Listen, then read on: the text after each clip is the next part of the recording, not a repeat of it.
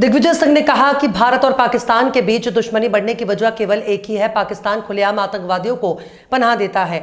हम वहां के प्रधानमंत्री और पाकिस्तान सरकार से अपील करते हैं कि आतंकवादियों को पालना छोड़ दे। अगर ऐसा करते रहेंगे तो ये जो कुछ भी हुआ फिर से होगा। ये बात दिग्विजय सिंह ने भारतीय सेना द्वारा लॉन्च किए गए सफल ऑपरेशन सिंदूर के संदर्भ में कही। उत्तराखंड में मौसम ने एक बार फिर करवट ली है। बीते कुछ दिनों से राज्य में रुक रुक कर हो रही बारिश ने लोगों को गर्मी से राहत दी है। वहीं मौसम विभाग ने शनिवार को एक बार फिर राज्य के कई जिलों में बारिश और गरज चमक के साथ आंधी चलने की संभावना जताई है। विभाग ने प्रदेश के विभिन्न हिस्सों के लिए येलो अलर्ट जारी किया है और लोगों को सतर्क रहने की अपील की है।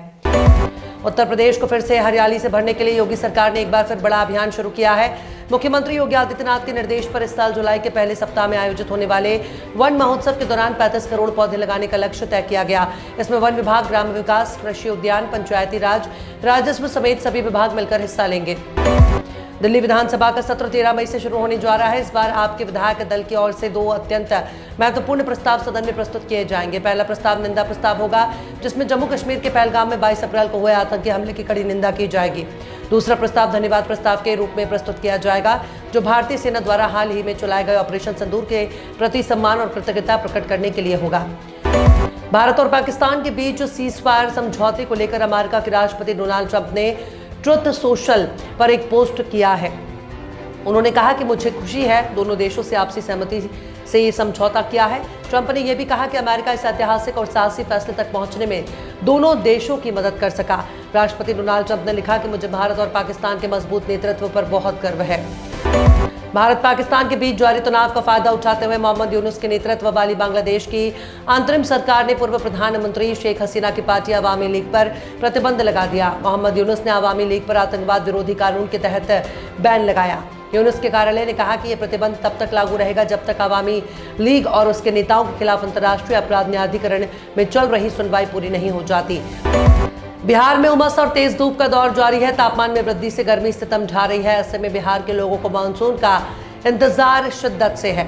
हालांकि मानसून की दस्तक का समय निर्धारित होता है, लेकिन इस समय से पहले मानसून की दस्तक हो सकती है। आमतौर पर मानसून 1 जून को केरल के रास्ते भारत में प्रवेश करता है।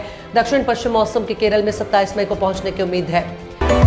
भारत और पाकिस्तान के बीच सीजफायर पर सहमति बनने के बाद रक्षा मंत्रालय की स्पेशल ब्रीफिंग में विंग कमांडर व्योमिका सिंह ने पाकिस्तान की तरफ से फैलाए गए उन दावों को झूठा करार दिया, जिसमें बताया गया था कि पाकिस्तान ने हमारे S-400 मिसाइल बेस ब्रह्मोस इंटेलिजेशन को पूरी तरह से तबाह कर दिया।